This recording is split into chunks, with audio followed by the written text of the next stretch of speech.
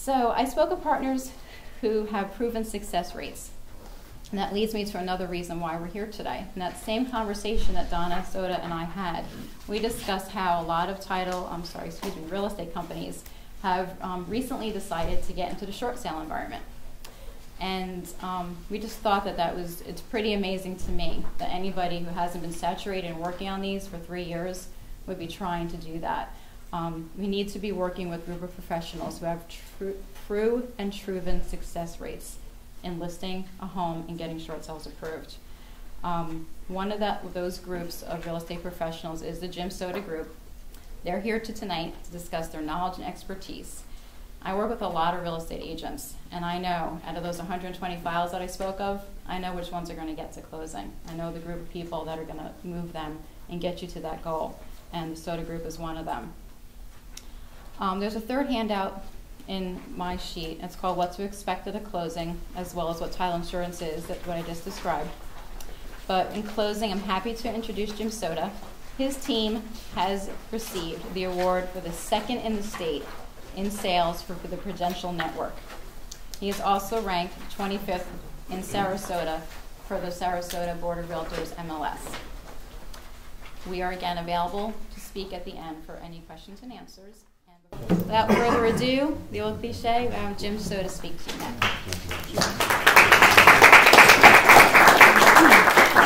Thank you, Mary, and thank you all for coming tonight. This is a very hot topic, as you can tell by the crowd we have this evening, and I'm sure it's not come to see just me. My objective this evening is to give you the benefit of the real world in the real estate, what we live with every day. Now, it's an emotional and a very traumatic experience to go through a short sale. We go through short sales of divorce, separations, the elderly, retired, that are living on fixed incomes, that have nowhere to go, and they just can't make ends meet. As a homeowner trying to do a short sale, you get disgusted. You're frustrated, no one at your lender wants to talk to you, and you get put into Never Never Land with all the prompts that, after you make your phone call. Becoming very aggravating, and it comes to the point where let the bank have it. I'll throw the keys in the driveway, let them pick them up. And trust me, that is not the mood to get into. As an owner, you hear, why should I care?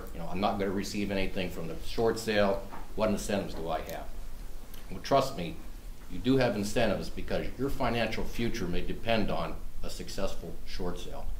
And these individuals tonight will go into more of the ramifications and the tax problems and some of the negotiations. The homeowner's objective in this is to a forgiveness of debt in total or part in a way that least affects your credit rating and results in a minimum tax consequences to you. You want to end up with the best possible scenario for you and your family and your financial future. For the buyers out there, you have to have a lot of patience. These short sales don't get done in a timely fashion. We've had them from 45 days, 60 days, up to 7 months. And one took us about almost 10, 11 months. So, they're not. You have a joyous ovation when you're finally finished. If you find yourself in a short sale situation, you've got to select the best team possible. That means you have to find a realtor first. You have to have your property in excellent condition, show condition. There's plenty of people out there with properties, short sales. No buyer wants to go and see a green pool, appliances missing.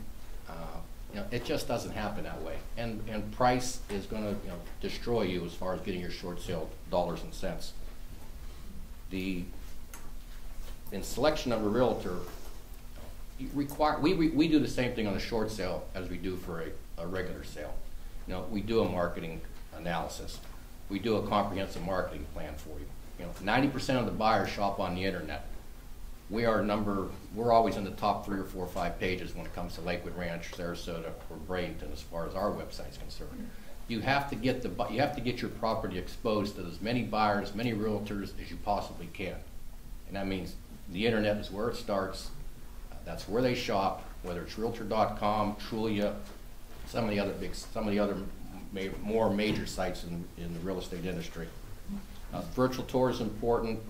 We had 25 to 30 photos. That brings your properties more to the top.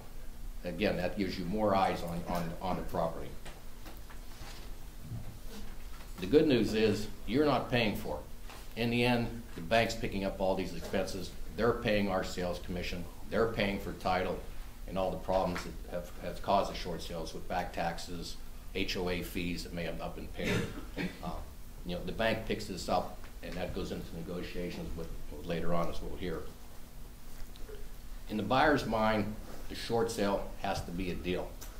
Short sales competing with good properties, with regular sales. Short sales are competing with foreclosures, so price is the driving force behind it. Buyers want a deal. Sometimes they want to steal, but the buyers out there, they know the market almost as well as the realtors do. They'll come in and tell us what per price per square foot they want to pay, and most of the time they're right with all the information that's out there on the internet. When you're ready to list with the realtor, ask the tough questions. You know, are they familiar with a short sale process? You know, how many have they done? How many have they completed? You've really got to get into the detail with them. They're not easy. Nobody, you know, they're just not off the cuff, as Mary mentioned earlier. What kind of support staff do they have and communication system do they have? Understanding the neighborhood, understanding what the market is. How many foreclosures are you competing with in your subdivision or the price range that your house may be in? How many standard listings you're competing with? You know, and how does your property compare to one another? We prepare a market analysis, and that doesn't mean Zillow. Rest my case. I mean, they're a tough they're a tough act to follow, and the buyers are absolutely, it's their Bible. It's the Bible for buyers for some odd reason, but we have to live with that. Another thing ask your realtor to do is check pending status, and pending means properties under contract. You know, the pending properties of today are telling us more about our market than ever before. You can see the dollars and cents, you can see the last listing prices, and all of a sudden that property goes into pending. So you know, those are becoming more and more important as we're into this real estate meltdown. And I can honestly say, I think Lakewood Ranch, East County is starting to stabilize. We're starting to come out of it. We're seeing some minor price increases. But most of all, we're seeing a lot of buyers. You know, there's plenty of buyers out there, but it's price, price, price. And it's our job to get your home, get that property out in front of these buyers, get that home out in front of these realtors that have buyers. You know, that's our job. Condition of the house and perceived value. Again, you know, what is the perceived value in a buyer's mind? The condition of the house, you know, the better condition of the house, the better price you're going to receive. One other item I'd like to mention in short sales, and if you're renting the house, if you have a tenant in place, be very, very careful. The tenant in some ways has more power than you do as an owner. They can deny showings, and you're at their mercy. And we've all have, you know, the tenants from, I don't want to say the word, but anyway, they're really difficult. And remember, in Florida, a new buyer assumes the terms and the conditions of the lease when you sell the property. You're selling as an as-is condition. That means the buyer is going to be responsible for all repairs and the expenses. Inspections are usually done and usually completed after the bank approval, but that may be 30, 60, 90 days.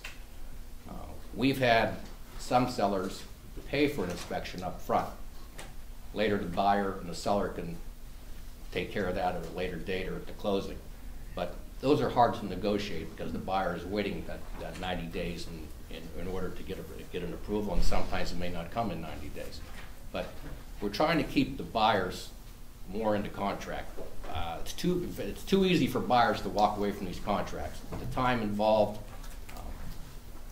the inspection time, and the deposits. Now we're requesting more money for deposits.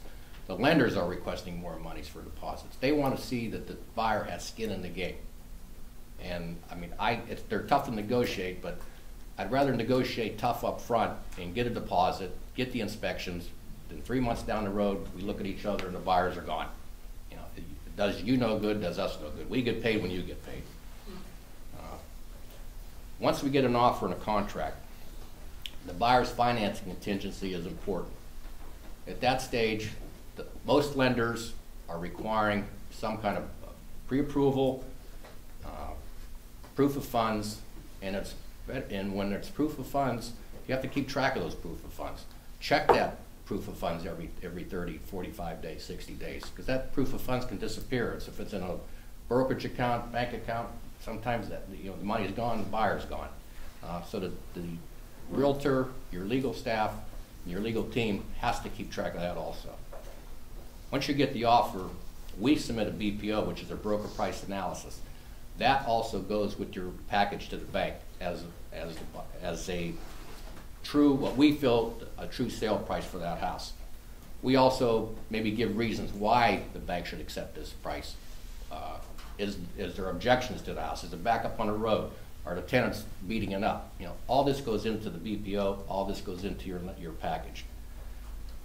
Once the time period goes by, the lender may send out an independent realtor, and they will do another broker price analysis. When that happens, we feel that we're getting a little closer to the end. When they send the appraiser out, then we know we're getting closer to the end. But we always meet, as a SOTA group, we always meet that BPO realtor there. We always meet that appraiser there. And what the fear is in some of the appraisers, they're coming from Lakeland or Northport, and they'll come in here and jeopardize a sale for you because they don't know the market, they don't know our area. And we can deny those realtors. We can deny those appraisers. And if we come out and ask them, do you know the market? Do you know Lakewood Ranch? Do you know Concession? Do you know Founders? Wherever the property may be. And if there's a problem, they've never been here, we're not going to let them in. And we're going to request another appraiser from the lender. Now, it may be a delay, but I think we're better off denying that appraiser and getting somebody that knows the market than saying that they come in with a very low price and the sale doesn't go through anyway.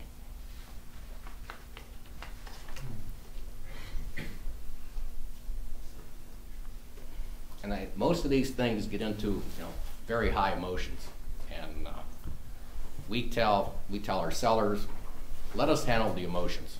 You're going through enough on your own to try to get this financial package off of your back. There's 5 of us on our team. My wife Donna is in the back. Tony Hewardson is one of our partners. Her husband's babysitting with our new realtor, our 2-year-old Gigi. But she's been to more classes than most realtors. But we're here to help you. Any questions afterwards, you can direct them to us. Tony and Donna are still going to be here in the room, or just contact us direct. I thank you, and I'd like to turn it back over to Mary.